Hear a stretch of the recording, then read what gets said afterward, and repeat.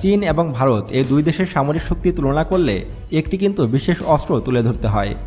কারণ ভারতের এমন একটি অস্ত্র রয়েছে যার সামনে কাবু পুরো বিশ্ব। শুধু চীন নয়, পৃথিবীর সকল দেশই ভারতের সেই অস্ত্রটিকে ভয় পায়, আর সেটি হলো গোমূত্র। আপনারা হয়তো জানেন যে ভারতীয় জনগণ কিন্তু ব্যাপক পরিমাণে গরুর গোমূত্র পান করে থাকে। আর এই গোমূত্র এতটাই উপকারী এবং এতটাই ভয়াবহ অস্ত্র যে প্রত্যেক ভারতীয়রা যদি এই গোমূত্র পান করে যুদ্ধে যায় তাহলে তাদের সামনে কোনো দেশই দাঁড়াতে পারবে না। এবং এই গোমূত্রে নাকি অনেক রকম রোগের ঔষধ রয়েছে এবং গরুর গোবরে নাকি 38 রকম রোগ ভালো হয়।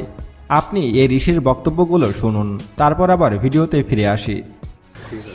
আপনি যদি খাবেন, আমাদের মায়াপুরে গোশালা থেকে প্রতি মাসে কয়েক লাখ টাকার গোমূত্র বিক্রি হয়।